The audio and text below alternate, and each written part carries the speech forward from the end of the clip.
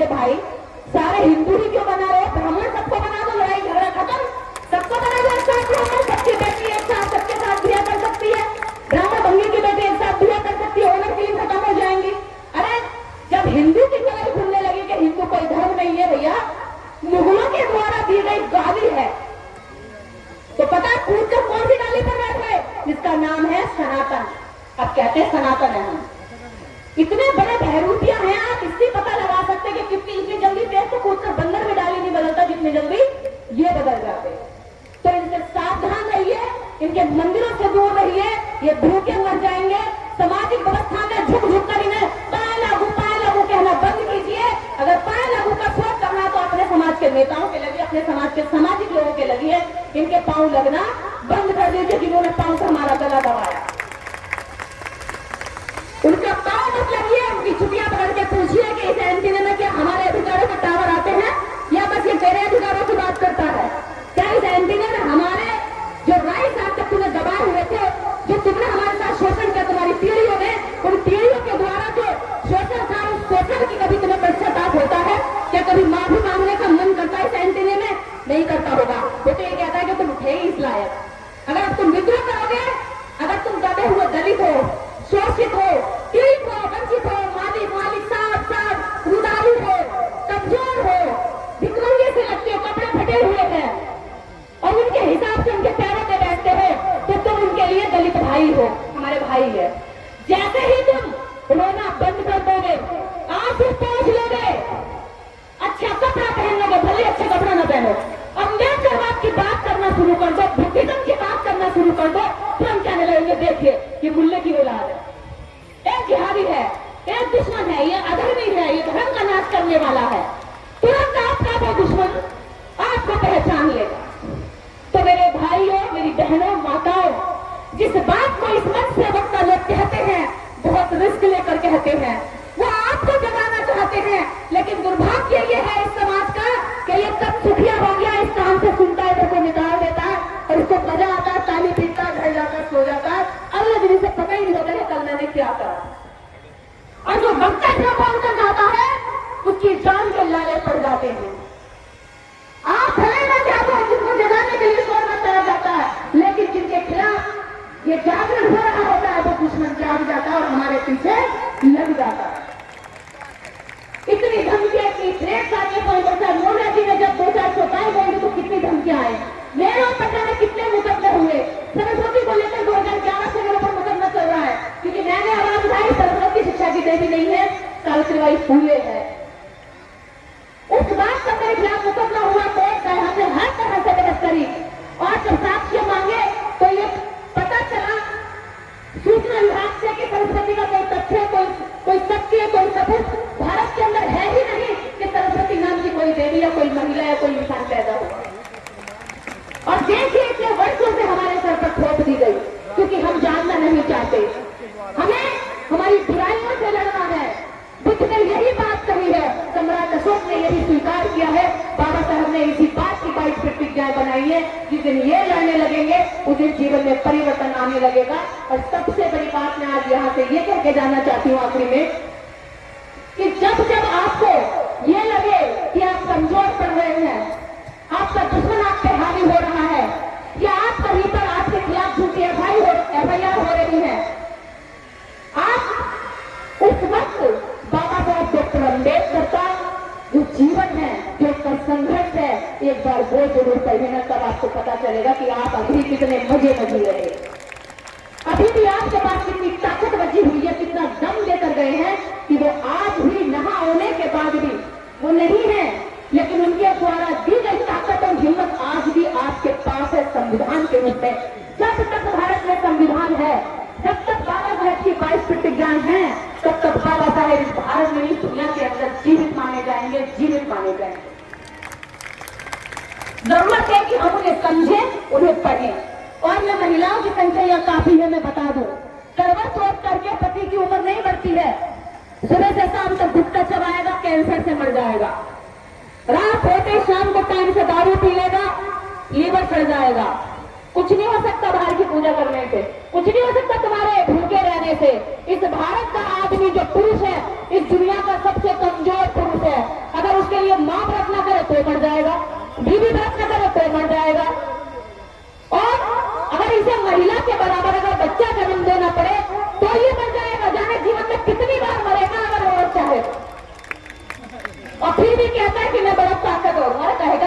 कर गई?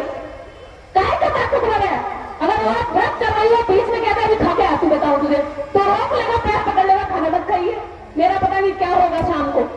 और नाक में सिंदूर न भरे तो इसकी उम्र बढ़े ना, और पैर में बिछिया न पहने तो इसकी उम्र कम रह जाएगी, चोरियां न पहने तो इसकी उम्र में फर्क पड़ेगा। कितना कमजोर पुरुष है इस भारत का, और वो किसकी वजह से? हिंदू धर्म की वजह से है। जो धर्म तुम्हें कमजोर कर रहा है उसको छोड़ करके उस धर्म में आइए जो धर्म आपको ताकतवर बना रहा है। बुद्ध धर्म में कोई औरत अपने पति की पूजा नहीं करती, न करवा चौथ करती, लेकिन वो उसको सुबह शाम टाइम से खाना देती है, नशे से दूर रखती है, और वो व्यक्ति भी नशे से दूर रहता है, वो स्वस्थ रहता है, बीमार कम पड़ता है और लंबा जीता। पति का अंदर से अगर शरीर खराब हो गया है, कुछ नहीं होने वाला, उसको टेंशन कम दो, उसका ध्यान रखो, उसे नशे से दूर रखो, और पति भी ये ना सोचे कि मैं बहुत अच्छा इंसान हूँ। अगर तुम्हारे समाज में अगर पढ़ाई का अभाव है, शिक्षा का अभाव है, तो सबसे बड़े दुष्ट तुम लोग हो।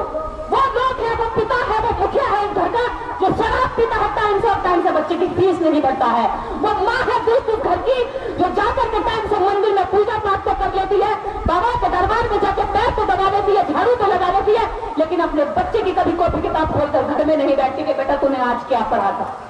इस समाज का, इस भविष्य का, इन बच्चों को बर्बाद करने वाला कोई सबसे बड़ा दुष्ट है, दुश्मन है, तो वो बाहर वाला दुश्मन बात में है। सबसे बड़ा दुश्मन जो है वो इस समाज की माँ है, और वो शराबी पिता है, और वो पाखंडी माँ है, जो अपने बच्चे पे ध्यान दिए बिना पाखंडी से हाथ दिखा के पूछती है कि हाँ मेरे हाथों की रेखा में क्या क्या लिखा है।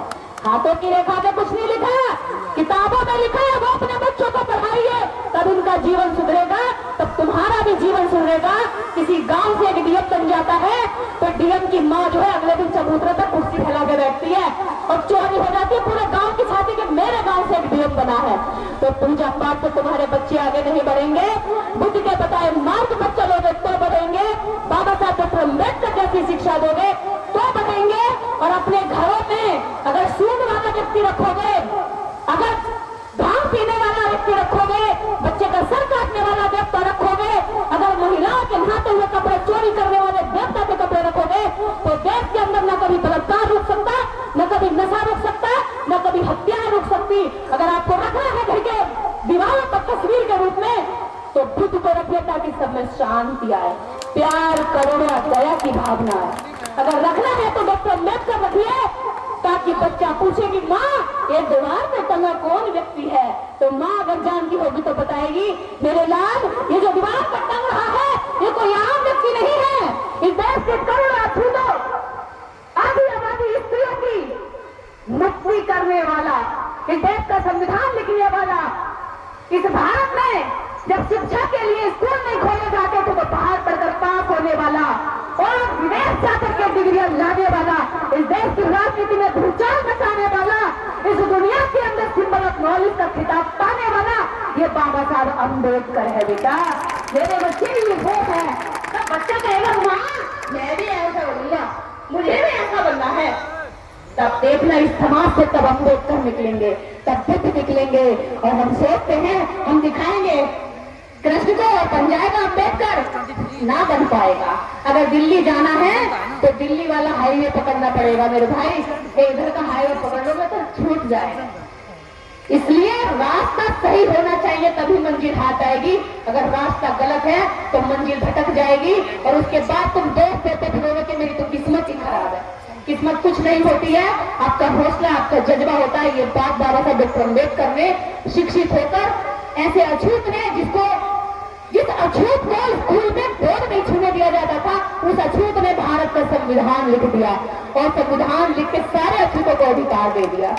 जिस अछूत को बैलगाड़ी से उतार दिया गया था, ये कहकर कि तुम महान हो, हम तुम्हें बैलगाड़ी में बिठाएंगे मेरे बच्चे, तो लोग हमारी बैलगाड़ी में नहीं बैठेंगे, ये अछूत हो जाएगी। जब मैं नागपुर गई और एयरपोर्ट से उतरी तो मैंने देखा कि बाहर मोटे मोटे अक्षरों में लिख रहा है बाबा साहेब डॉक्टर अम्बेडकर अंतरराष्ट्रीय हवाई अड्डा। क्या खुशी मिली, क्या दिल गदगद हो गया।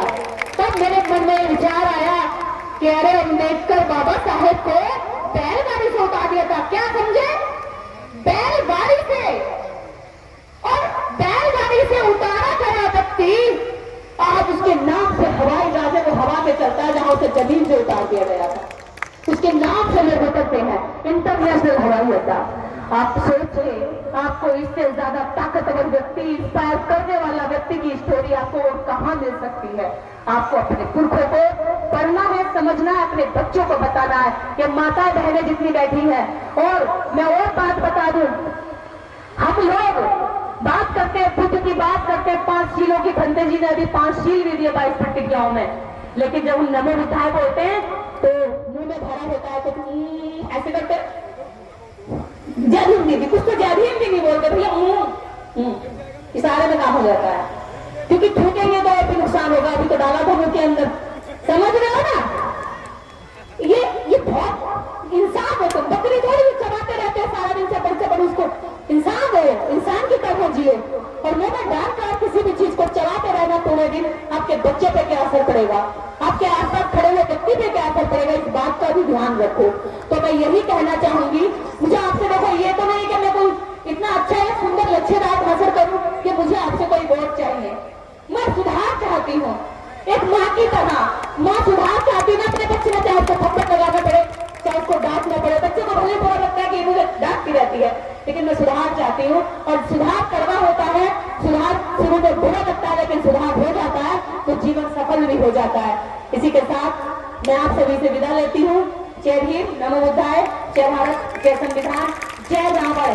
रावण कोई और नहीं, रावण 10 शीश वाला 10 बल। बुद्ध को भी रावण, बुद्ध को भी 10 बल कहा गया है। और उसी की थोड़ी जातक कथाओं से चुरा करके चुटियाधारी एंटीना ने एक अच्छी कथा गढ़ी, कहानी बनाई। आप उस कहानी में आगे, क्योंकि शिक्षा आपके पास नहीं थी, आपके पास जागरूकता नहीं थी। उसका दुष्परिणाम यह हुआ कि आपने उनकी झूठी कहानी को सच मान लिया और उस झूठी कहानी पे आज तक चलते आए। तो मैं यही बात कहना चाहूंगी, मत जलाओ भाई, मत जलाओ। ये रावण नहीं दशानंद है। प्यार बचिए प्लीज। बुद्ध धर्म में पैर छूना मना है। मेरे बहुत सारे लोग पैर छूते, मुझे बहुत बेकार लगता है। हम उठाने का काम कर रहे हैं, रीढ़ की हड्डी को थोड़ा मजबूत करिए। कब तक झुकाते रहोगे, बहुत सदियों से झुक रही है, इसको स्ट्रांग करिए थोड़ा सा।